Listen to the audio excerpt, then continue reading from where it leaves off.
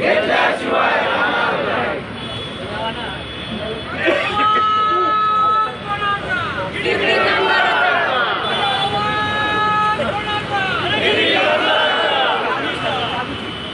घर आमच्या हक्काचं, घर आमच्या हक्काचं, अरे घर आमच्या हक्काचं. अरे कोण म्हणतोय देणार नाही, अरे कोण म्हणतोय देणार नाही, अरे कोण म्हणतोय देणार नाही. या ठिकाणी ज्या विचाराने, ज्या तत्वाने, ज्या निष्ठेने आपण आजपर्यंत या संघर्षामध्ये भागीदारी केलेली आहे, ही निष्ठा कुठे हरता कामा नये. ज्या गिरणी कामगारांनी आज बहुतांशी या ठिकाणी वारस या मोठ्या संख्येमध्ये आलेले आहेत. कारण तुमच्या वडिलांनी, आजोबांनी, आजीनी जे कामार कष्ट करून मुंबईचं औद्योगिकीकरण केलं, ज्या मुंबईचा विकास घडवला, संयुक्त महाराष्ट्र चळवळीमध्ये स्वतःचं बलिदान करून मुंबईला मिळवून दिली. आणि आज या मुंबईचा अधिकार प्राप्त करण्यासाठी गेले 42 वर्ष आपल्या हक्कासाठी गिरणी कामगार सातत्याने संघर्ष करतोय. आणि हे सरकार आणि त्याला संमत असलेले काही राजकीय पुढारी वेळोवेळी आपली भूमिका बदलून स्वतःच्या स्वार्थासाठी ज्या भूमिका घेतल्या गेल्या, आणि ह्या भूमिकेच्यामुळे आणि ह्याला साथ देणारे काही मंडळी असल्यामुळे आज या गिरणी कामगारांच्या निर्णयाला विलंब होत आहे.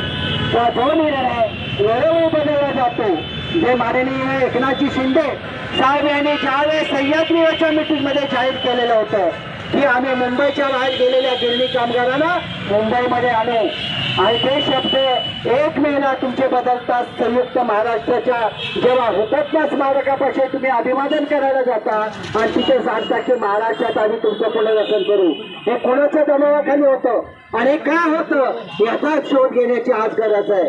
कारण आमच्यातलेच काही मंडळी ज्या पद्धतीने आपल्याशी राजकारण करत आलेले आहेत, ह्या राजकारण कोण करत आलेले हे जवळजवळ सगळ्यांना आता स्पष्ट द्यायचं झालेलं आहे. मला एवढंच सांगायचं, आजच्या या आंदोलनाच्या माध्यमातून मी जास्त वेळ या ठिकाणी भाषण करणार नाही.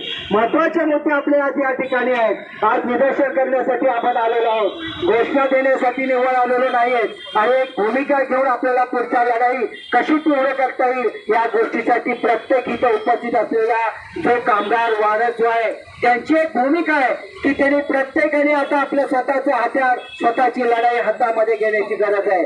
प्रत्येकाने ठरवलं पाहिजे महाराष्ट्रामध्ये कानाकोपऱ्यात जाऊन गिरणी कामगारांना जागृत करण्याची गरज आहे. आज या पत्रकाच्या माध्यमातून सर्व भूमिका आपल्या समोर आलेल्या आहेत. या भूमिकेचा प्रचार करणं, या भूमिकेच्या संबंधात आपल्याला एकत्र येणं का गरजेचं आहे, ही भूमिका कशी बरोबर आहे हे तुम्हाला सांगण्याची आज गरज आहे. आणि म्हणून या ठिकाणी सगळ्यांचे मनोगत तुम्ही ऐकून घेतले पाहिजे आणि योग्य निर्णय घेण्यासाठी आपलं स्वतःचं बळ वाढवलं पाहिजे.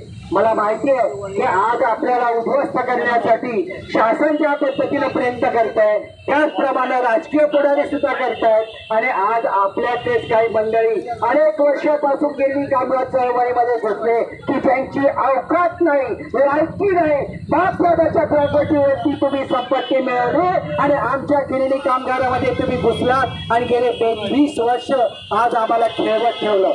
लोकांनी, प्रत्येकाने या ठिकाणी तुम्हाला साथ दिली आणि आज तुम्ही दुकान बांधून एजंटगिरी करता. लाज वाटत नाही तुम्हाला हरामखोरानो, याचा निषेध करण्यासाठी आपल्याला यावं लागेल. आणि आम्ही तुम्हाला साथ याच्यासाठी दिलेली नाही, ज्या कामगारांनी साथ दिली भले वैचारिक आमचे मतभेद असतील, वैचारिक मतभेद असतील, काम करण्याची पद्धत वेगळी असेल, पण तुम्ही गिरणी कामगारांना न्याय देण्यासाठी भूमिका घेतली म्हणून लोकांनी तुम्हाला साथ दिली. मग न्याय म्हणजे काय होऊ शकतो? कारण आज मुंबईतल्या ज्या जमिनी आहेत या जमिनी आम्ही लढवून मिळवल्यात आमच्या बापजानेनी, या जमिनी तुम्ही बालकाच्या घशात घालण्यासाठी जर भूमिका बदलत असाल तर तुमच्यासारखे नालायक, बेशरम आणि बेअक्कली कोणी नाहीत असं मला म्हणावं लागेल. आणि म्हणून मला सांगायचंय, आणि मी कोणाचं आत्ता नाव घेत नाही कारण त्या नाव घेतल्यामुळे त्यांच्यावरती काही कायदेशीर होऊ शकतं. पण तुम्हाला सगळ्यांना माहिती आहे कोणी भूमिका बदलल्यात, कोणाचे फोन कोणाला येत आहेत, काय विचारलं जातं. म्हाडामध्ये एजंट बसलेले आहेत, त्या ठिकाणी चट्टा बिल्डर सगळ्यांना फोन करून सांगतोय लोकांच्याकडनं की बाबा तुम्ही इथं या आणि वाढणीच्या घराला मान्यता द्या आणि मुंबईचा अधिकार हिरावून घेण्याचं काम ज्या ठिकाणी चाललेलं आहे याचा निषेध आणि याला विरोध आपण सगळ्यांनी केला पाहिजे. आज संख्येचं बळ कमी केलं जातंय. आज 1.5 लाखावरून 99,000वरती लोकांना आणलं गेलं. 99,000 होता, आता उद्याच्याला अनेक काही लोक कमी केली जातील आणि मुंबईच्या जमिनी कोणाला देणार आहात? कोणाच्या कशात घालणार आहेत? अंबानी, धीरूभाई अंबानीला तुम्ही जमिनी द्यायला लागलेला आहात. हे मुंबई आमच्या बापाची, हो आमच्या बापाची आहे आणि आम्ही ती मिळवणार आहे. तर आमच्या बापच्या घरी या मुंबईसाठी प्राण ओतलेले, रक्ताचे आवटे दिलेले आहेत आणि याचा फळ आम्ही फुकट जाऊन देणार नाही. म्हणून सर्वांचं आव्हान आहे की तुमच्या बाप दादाची प्रॉपर्टी तुम्हाला घ्यायची आहे का? हातवर घेऊन जागा. किती लोकांना घ्यायची आहे? मग ती घ्यायची असेल तर तुम्हाला आता मैदानात उतरावं लागेल. सहजासहजी ती लोक आपल्याला मिळवून देणार नाहीये. कारण तुम्ही खरे बापाचे पोरं असाल, बापाचे वारस असाल तर ज्या दिवशी तुम्ही बापाला मुंबईमध्ये घर मिळवून द्याल त्यावेळेस तुम्हाला त्याचा पुत्र म्हणून बनवण्याचे अधिकार आहेत. नाहीतर तुम्हाला मुलगा म्हणून तो वारस म्हणून घेण्याचा तुम्हाला कोणताही नैतिक अधिकार शिल्लक राहत नाही. मला वारसांच्या वरती आता लढाई केलेली आहे. कारण किती दिवस कामगार लढणार आहात? 42 वर्ष सातत्याने लढतोय आपल्या अधिकारासाठी, प्राणाचे प्राण लढतोय. आज या ठिकाणी वयाचे 80-90 वर्षाचे माणसं या ठिकाणी बघा उभे या ठिकाणी आलेले. जरा पुढे आज याचं वय आहे का? हे तुम्ही पुढे या माणूस कुठल्याही आंदोलनामध्ये सतत पुढाकार घेत असतो. या अशा वयस्कर माणसाची जर लाज आणि शरम जर ज्या नेत्यांना नसेल त्या नेत्याने आपले अवकाश सोडून घरामध्ये बसावं. पण अशा पद्धतीचे फोन करून कामगाराला फसवण्याचा धंदा बंद करा. यांच्या नेतृत्वाखाली आपण हा लढा पुढचा कशा पद्धतीनं मंत्रालयावरती कसा मोर्चा काढता येईल, या सरकारला सरळ कसं करता येईल आणि या मुंबईमध्ये आपल्याला 1 रुपया न भरता मोफत घर मिळालं पाहिजे ही आमची भूमिका आहे. आमची भूमिका जी काय आहे की गिरणी कामगाराचा वारस हा कुठून पैसे आणणार? 9.5 लाख कुठून आणणार? आणि म्हणून सरकारने हे ध्यानात ठेवावं की तो 16 मार्च 2024चा जो GR आहे तो GR रद्द करून ताबडतोब नवीन GR काढून या मुंबईतच सर्व कामगारांना घरं दिली पाहिजे अशी आमची मागणी आहे. आणि या सर्व एकजूट कामगार संघर्ष समितीला माझ्यासारख्या एका कार्यकर्त्याचा, एका वारसाचा संपूर्ण पाठिंबा राहील आणि जिथं लढायची वेळ येईल त्या ठिकाणी आम्ही हिमतीनं लढू. आणि प्रथमतः उपस्थित सर्व गिरणी कामगार वारस, सर्व संघटनेचे नेते असतील किंवा एकजुटीमधील सर्व नेते, आज 18 जानेवारी, खरं तर 18 जानेवारी 1982 आणि आज 18 जानेवारी 2025 म्हणजे जवळपास 43 वर्षाचा हा संघर्ष करणाऱ्या सर्व नेते असतील किंवा बाकीचे ज्यांनी ज्ञात अज्ञात ज्याने या संघर्ष 43 वर्ष चालवलाय त्यांना एक विनम्र अभिवादन करतो.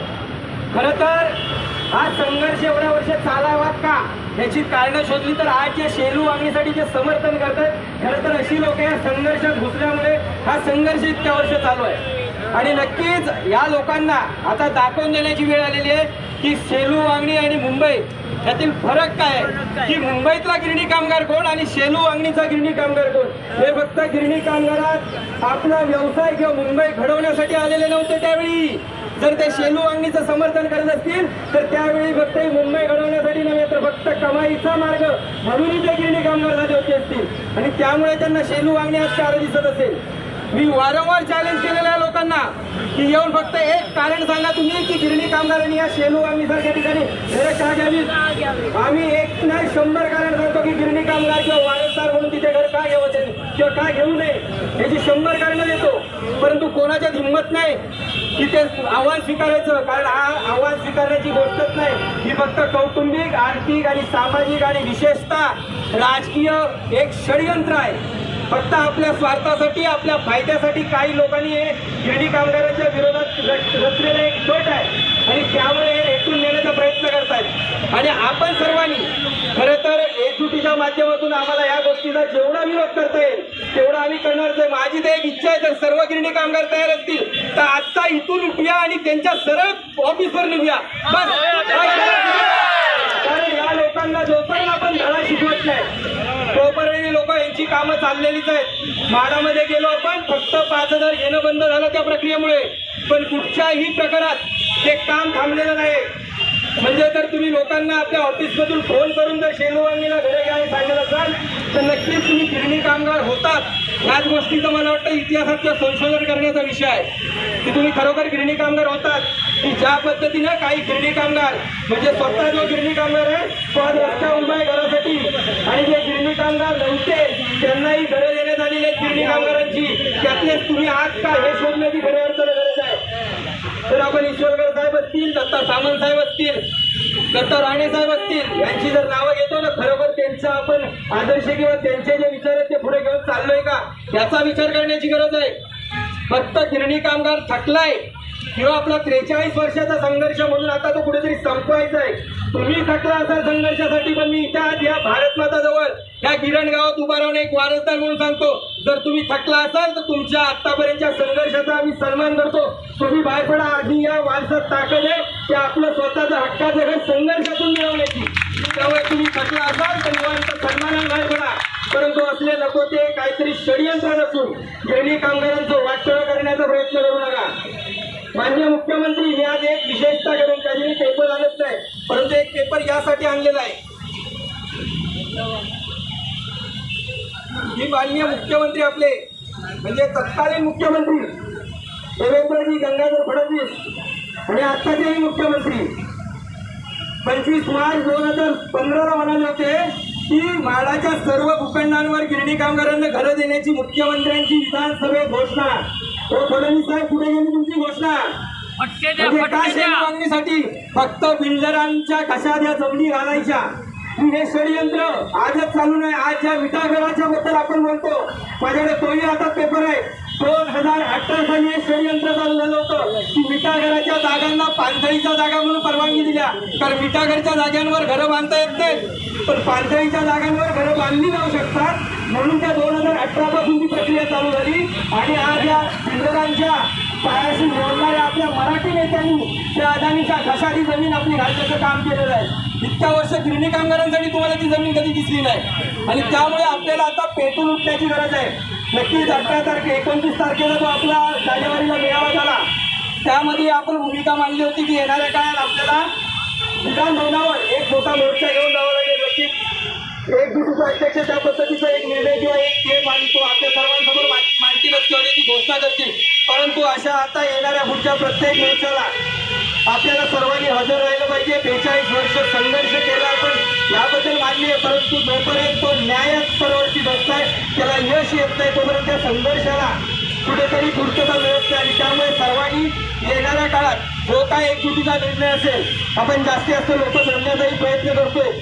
त्यांची काय भूमिका वेगळ्या असतील काय असतील परंतु आता गिरणी कामगार म्हणून गिरणी कामगाराचं भवितव्य म्हणून कुठेतरी एकत्रित या भूमिका मांडण्यासाठी आपण हे सर्व करतोय.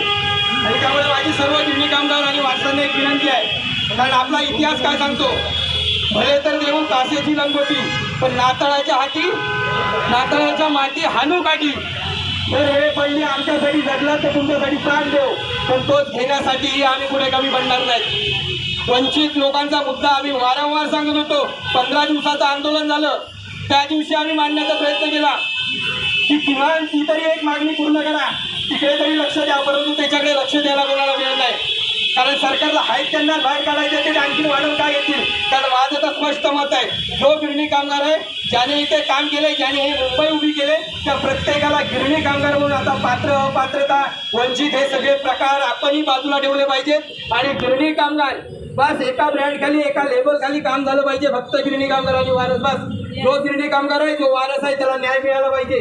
त्याला त्याच्या हक्काचं घर मुंबईत मिळालं पाहिजे. यासाठी सर्वांनी एकत्रित येण्याची गरज आहे आणि त्यामुळे आपण सर्वजण येणाऱ्या काळात एकत्रित येऊ याची मला शाश्वती नाही. परंतु या ज्या गद्दार लोक आहेत कारण मी वारंवार सांगतो की जी मोठी मोठी साम्राज्य आजपर्यंत उद्ध्वस्त झाले त्याचा इतिहास काढून पहा. या गद्दारांनीच ते म्हणजे मोठी साम्राज्य असतील किंवा मोठे संघर्ष उद्ध्वस्त करण्याचं काम केलेलं आहे. आणि या गिरणी कामगारांच्या चळवळीत जर असे कोण गद्दार घुसले असतील तर नक्कीच त्यांना बाहेर जोपर्यंत आपण काढत नाही तोपर्यंत हा लढा हा संघर्ष यशाकडे जाणार नाही. आणि त्यामुळे पहिलं कर्तव्य आपलं असेल की या गद्दारांना इथून बाहेर काढणं. तुम्हाला म्हणजे शेंगाई करायचं होतं या मुंबईचं म्हणून गिरणी कामगारांच्या कारण 1982चा आता गोसावी साहेबांनी बोलता बोलले की हा संघर्ष मराठी माणसाचा आहे. त्याचं कारण काय? 1982 ला संप झाला, फक्त गिरणी कामगारांनी आपला रोजगार गमावला. ही जर भूमिका असेल इथल्या मराठी माणसाची, तर एक गोष्ट लक्षात ठेवा, मलबार हिल असेल, कल्याणसाठी सारख्या ठिकाणी जे प्रकार घडतायत त्याची सुरुवातच त्या दिवशी झाली होती. कारण 1982 नंतर ज्या पद्धतीने गिरणी कामगार मुंबईतून बाहेर गेला, तशी मराठी संस्कृती असेल, मराठी अस्मिता असतील, मराठी परंपरा कमी होत गेल्या, मराठी भाषा कुठेतरी धोक्यात यायला लागली आणि त्याचेच परिणाम हे जे आपल्याला आता पाहायला मिळत आहेत.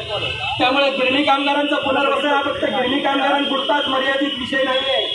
तो प्रत्येक मराठी माणसाने या निर्णयाच्या मागे किंवा या संघर्षात उतरलं पाहिजे. कारण मराठी माणसाचं पुनर्वसन मुंबईत होणं खूप काळाची गरज आहे. वारंवार या नेत्यांना सांगतोय की ही फक्त घोषणा करता, कारण हा संघर्ष जो आम्ही करतोय हा तुमच्याही भविष्यातील पिढ्यांसाठीचा आहे. तुमच्याही पिढ्या नसतील, परंतु येणाऱ्या काळात जशा आज आमचे सुनील राणे साहेब खूप मोठ्या घोषणा करून गेले, आज कुठे आहेत राजकारणात, कुठे आहेत तुम्ही? त्याच पद्धतीने येणाऱ्या काळात सगळ्यांचं राजकीय ही षडयंत्र करून तुम्हाला हटवले जातील राजकारणातून, कारण तुम्हाला मराठी माणूस नको आहे. आणि त्यामुळे जर मराठी माणसाकडे वेळेवर लक्ष नाही दिलं तर येणाऱ्या काळात जो आज गिरणी कामगार संघर्ष करतोय तो संघर्ष येणाऱ्या काळात तुमच्या पिढ्यांवर येईल, एवढं मात्र नक्की. आणि जे वंचित लोक आहेत त्यांनाही मी आवर्जून सांगू शकतो, या सरकार तुम्हाला घर देत नाही, त्यांचा बापही घर दे, बापही फॉर्म भरून घेईल. कारण बाप हा शब्द जाणीवपूर्वक वापरतो इथे. कारण जर तुम्ही आमच्या बापाच्या संघर्षाचा, बापाच्या कष्टाची जर चेष्टा करणार असाल तर तुमचाही बाप जागेवर राहणार नाही, हा इशारा मात्र या लोकांना देण्याची गरज आलेली आहे. तर आम्ही जर आमच्या बापावर तुम्ही येत असाल तर आता आम्ही तुमचाही बाप जागेवर ठेवणार नाही. तुम्हाला जे करायचं आहे ते करा, या भूमिकेत उतरण्याची गरज आहे. परंतु आता मी माझ्या एकजुटीलाही विनंती करेन की पुढचा मोर्चा असाच असला पाहिजे की घेतल्याशिवाय परत यायचंच नाही. जे काय होईल ते होईल. हे आता छोटे छोटे आंदोलन मोर्चे बाद झाले. आता जे करायचं ना, जायचं काहीतरी घेऊनच परत यायचं नाही, फुल अँड फायनल करायचं. याच पद्धतीनं पुढची जी काही घोषणा होईल त्याला सर्वांनी साथ द्या, एकत्रित या. कारण हा संघर्ष आत्ताच मिटवण्याची गरज आहे. तर नाही मिटवलं तर आपण हे जे काही घटना आहेत हळूहळू फोन करून त्या पद्धतीनं लोकांची दिशाभूल करतायत, त्या पद्धतीनं आपल्याकडे कामगार वर्ग कमी झालेला असेल. 1 ते 3 लाख लोकांचा आपण प्रश्न बोलतो, नक्कीच समजू शकतो. 43 वर्ष झाली या गोष्टीला. परंतु या सरकारला आपल्याला इशारा देण्याची गरज आहे. कारण लोकशाही ज्याला म्हणतो आपण, लोकशाही संघराज्य, हे महाराष्ट्र किंवा हा देश लोकशाही संघराज्याचा एक भाग आहे आणि त्याच्यात खरोखर लोकशाही जिवंत आहे का, हा प्रश्न आज विचारण्याची वेळ येते. मी माननीय नरेंद्र मोदी साहेबांना एक आव्हान किंवा एक विनंती करेन इथून की ज्या म्हणजे विधान भवनाच्या किंवा राजभवनाच्या पायरीवर डोकं ठेवून तुम्ही प्रवेश केला, त्यानंतर संविधानाच्या पुस्तकावर किंवा प्रतिमेवर डोकं ठेवलं, त्या जे तुमचेच राज्यकर्ते किंवा तुमच्या मार्गदर्शनाखाली जे या महाराष्ट्रात राज्य करतायत त्यांना एक प्रश्न विचारा, त्या संविधानाचा अर्थ त्यांना कळाला का? जर त्यांना संविधानाचा अर्थ कळाला असता तर आज गिरणी कामगारांवर ही वेळ आली नसती. फक्त तुमच्या कौटुंबिक स्वार्थासाठी, आर्थिक स्वार्थासाठी केलेले षडयंत्र आहे. आम्हाला फसवलं जातं. आणखीन एका गोष्टीत एनटीसी मिल केंद्रात महाराष्ट्र राज्याला दिल्या, त्याचं एक सत्य तुम्हाला सर्वांसमोर सांगतो की काय आहे. या जमिनी देण्यापूर्वी जे मूळ मालक होते एनटीसी मिलचे, त्यांनी ऑलरेडी सुप्रीम कोर्टात केस टाकलेली आहेत की जर तुम्हाला केंद्र सरकारला सांभाळायचं जमत असतील तर आम्हाला त्या जमिनी परत करा. आणि ते म्हणजे केंद्र सरकारच्या हातातून त्या मालकाकडे जायला नको म्हणून महाराष्ट्र शासनाच्या हातात दिल्या, तर तुमच्या तुम्ही देऊन टाका. म्हणजे एवढं झालेलं षडयंत्र. महाराष्ट्र शासनाला जमीन केंद्र सरकार देईलच का, आणि या मोठा एक प्रश्न होता. दिले याचा तर षडयंत्र ओळखून घ्या, ते आपल्यासाठी ऐकत नाही. त्याच्या अगोदरच षडयंत्र केलं गेलंय की त्या कोणाला द्यायचे, कशा द्यायचे ते ठरलेलं आहे. आणि त्यामुळे आपल्याकडे फक्त त्या देण्याचं नाटक चालू आहे. एकजुटीच्या माध्यमातून आम्ही वरळीच्या मेळाव्यामध्ये किंवा तिथेही निदर्शन केलं होतं. तेव्हाही सांगितलं होतं की 4 ते 5 हजार घरं बनू शकतात, एवढी जमीन म्हाडाच्या ताब्यात आहे, घेतलेली आहे, म्हाडाकडे हस्तांतरित झालेली आहे. मग त्या जमिनीचं होणार काय आहे? ती जमिनीवरची घरं का बांधली जात नाही, हा प्रश्न आहे आमचा. आज 18 जानेवारी आहे. 43 वर्षापूर्वीची गोष्ट आठवा. 43 वर्षापूर्वी गिरणी कामगाराच्या संपाला सुरुवात झाली. तिथूनच मोर्चा निघाला होता आपला कॅन्टोन्मेंट मिल नंबर 1 मधून आणि विटीच्या आझाद मैदानातून काळा घोड्याला या मोर्चाला जी सुरुवात झाली होती 18 जानेवारीच्या, त्या 18 जानेवारीच्या मोर्चामधला मी एक खंदा शिलेदार आहे. तो मोर्चा एवढा अभूतपूर्व होता. दोन्ही रस्त्याकडची वाहतूक बंद होती. रस्त्यावरचे ड्रम होते, ज्या रश्या बांधल्या होत्या हे सगळे तोडून टाकले होते आणि लोकांनी त्याची वाद्य बनवली होती त्या ड्रमची. आणि ते ड्रम आझाद मैदानापासून तुमच्या काळा घोड्यापर्यंत गेले होते. पहिलाच 18 जानेवारीचा मोर्चा. दत्ता सामंत त्या मोर्चाचं नेतृत्व करत होते. मित्रांनो, दत्ता सामंत हयात नसतील, DS कुलकर्णी हयात नसतील, तुम्ही आम्ही जिवंत आहोत. आमची पुढची पिढी जे वारसदार आहेत या आपल्या संघर्षाचं नेतृत्व करणार आहे, मग घाबरतात कशाला?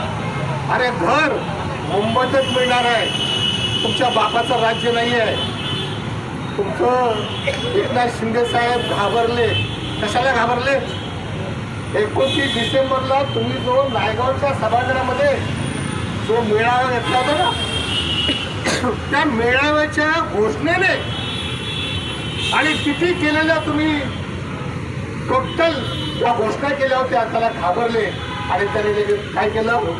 पत्रकार परिषद घेतले. गिरणी कामगारांना आम्ही 1 लाख घरं देऊ, म्हणजे खाली खाली या लागले जातात. मित्रांनो, तुम्हाला मुंबईतच घरं मिळणार आहेत. आणि जे कोण आहेत ना फुकीर लोक आहेत ते फुकीरांची सवय आहे. त्याला चिरीबिरी मिळते, त्याला खायला पाहिजे मिळतं, ते कशाच करणार? त्यांच्या नादी लागणार का? त्यांच्या नादी लागू नका. अरे कामगार चळवळीच्या खंदर लढवये त्या ठिकाणी उभे आहेत, त्याची जाणीव लक्षात ठेवा तुम्ही. पण फुकरांच्या नादी लागू नका.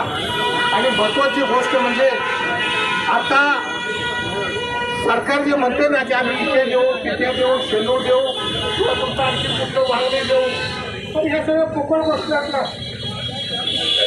संतूरची 5 एकर जमीन आता मिळाली. 5 एकर जमीन मिळाली. आणि कोणासाठी ठेवली? ती काय कोणाला आधार देणार आहेत का? गिरणी कामगारांची जमीन आहे ना ती, तिथं का देत नाही तुम्ही?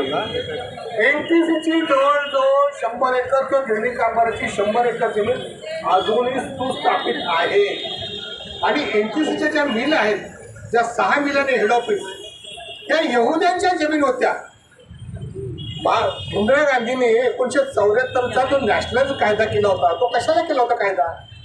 नॅशनलायझेशन कायदा यासाठी केला होता, गिरणी कामगारांचा रोजगार वाचला पाहिजे.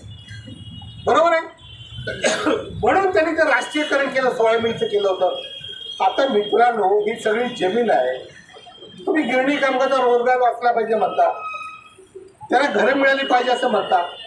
अरे मग 100 एकर म्हणा, काही संचलची 5 एकर म्हणा, तो कुणाच्या बाबाचं ठेवलं? तुमच्या बाबाचं काय उत्तर कार्य करणार का रे?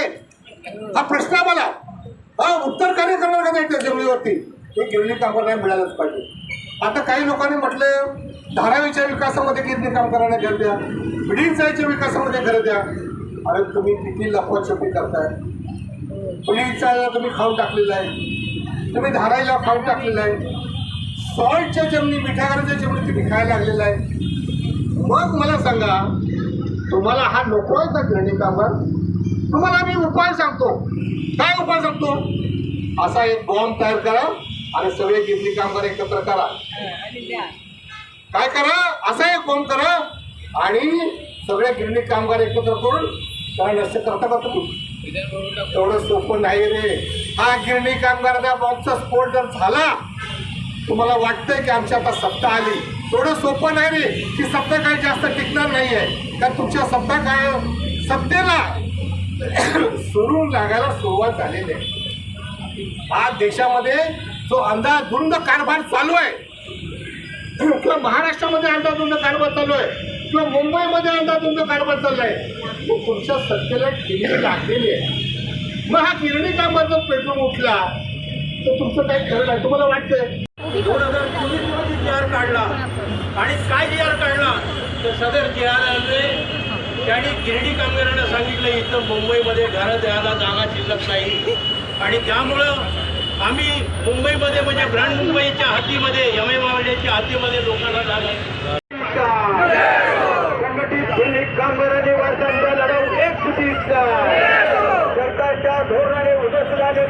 गिरणी कामगारांचं मुंबईतच मोफत घर देऊन पुनर्वसन, मोफत घर देऊन पुनर्वसन. 15 मार्चचा गिरणी कामगारांचा मुंबईतील घराचा हक्क सत्कारणारा 15 मार्चशिवाय धरणे आंदोलनाला जमलेल्या माझा तमाम कामगार बंधुआंनी बघलेलं प्रवक्त्यांनी बरेचशे लोकांनी आपला आयुष्याच्या ओघाने म्हणा किंवा त्याचं मनोगत म्हणा किंवा व्यथा म्हणा भरपूर गोष्टीचा उहापोह केलेला आहे. आणि मी गपचूप बसून ऐकत होतो. जसं तुम्ही ऐकत होता तसं मी ऐकत होतो. विषय असा आहे की आपली आजच्या कार्यक्रमाची संकल्पना आहे 16 मार्च 2024 ला सरकारने एक प्रथम TR काढला. त्याच्या 17व्या कलमामध्ये त्यांनी एक अट टाकली की ज्या कामगाराला घरं मिळाली पुढे वागणीला शेडूला म्हणा किंवा मुंबईच्या MMRD या भागामध्ये लक्षात घ्या MMRD आणि महानगरपालिका दोन्हीमध्ये खूप अंतर आहे. दहिसरपर्यंत मुलुंडपर्यंत ही मुंबई बृहन्मुंबई महानगरपालिका लागते. त्याच्या पुढे जो भाग आहे तो MMRD त्याच्यामध्ये जातो. तर MMRDच्या भागामध्येही जरी घरं मिळाली आणि घरं नाकारली त्याचा घराचा टाळला लागेल. ही गोष्ट आपण अमान्यच केलं. आपण अनेक कार्यक्रमामध्ये त्याचा वापर केलेला आहे. आता तुम्हाला एक आनंदाची बातमी सांगतो. आपण पेपर आणि वाचत असाल तर जे आपण बोलत होतो ते आपले अपोजिशन म्हणायला हरकत नाही. आपल्या मताशी सहमत नसलेली जी पक्ष आहेत काय युनियन आहे त्यांनी सुद्धा ही मागणी सुरुवात केलेली आहे की 17वा कलम रद्द करा. लक्षात घ्या हा फार मोठा विजय आपला. 17व्या कलमामध्ये जी बेडी कामगारांना घरे मिळाली ते घेणे बंधनकारक होते त्याच्यात त्यांच्या हक्क बाजूला होणार होता. तेही आता ओरडायला लागले की 17वा कलम रद्द करा आणि 16 मार्च 2024 चे TR रद्द करा. जे आपण बोलतो तेही बोलायला लागले. तर तुमच्या मोठ्या संख्येचा तुमच्या आंदोलनाचा हा एक मोठा विजय आहे. तर तुम्हाला मी सांगू शकतो तुमच्या संघटित शक्तीने सगळे काही घडताय. कुठलाही नेता काही घडवत नाही.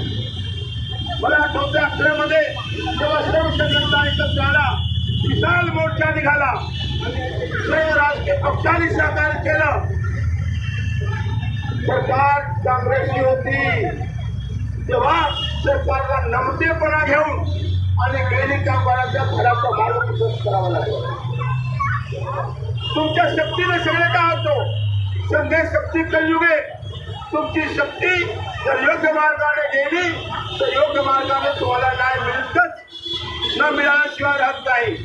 आणि अशा अवस्थामध्ये तुम्हाला मी एवढंच सांगू इच्छितो की तुमचा विजय हा सुनिश्चित आहे.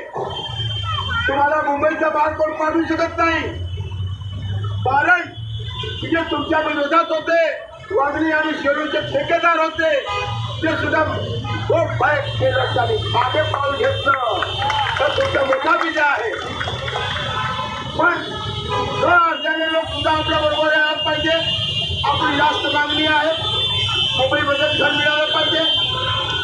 17वा कलम 2024 मार्चमध्ये काढलेला जो TR ते रद्द केलं पाहिजे किंवा मागे घेतलं पाहिजे. आणि प्रत्येक गिरणी कामगारांचं पुनर्वसन मुंबईमध्ये काम केलेल्या कामगारांनी माणसांचं पुनर्वसन हा मुंबईतच झालं पाहिजे. ही आपली जास्त मागणी आहे. बाकी काय आपण पुस्तक मागत नाही. आणि हळूहळू त्याचे आता खबरदारांनी सांगितलं की त्याचं आम्ही स्वागत करू. त्याला आपण देऊ सद्बुद्धी देऊ. माझंही असं म्हणणं आहे की तुम्ही तुमची दिशाभूल झाली असेल तुम्ही कुठल्या तरी अमिषापोटी तुम्ही वांगणीचे ठेकेदार झाला असेल शेडूच्या ठेकेदारात झाला असेल तर तुम्ही ते आम्ही सोडा. लाखो कामगारांच्या भविष्याच्या वारसाच्या भविष्याचा प्रश्न आहे. तुमच्या स्वार्थासाठी चूडबुद्धीने कामगारांना बाहेर घालण्याचा प्रयत्न सोडून द्या.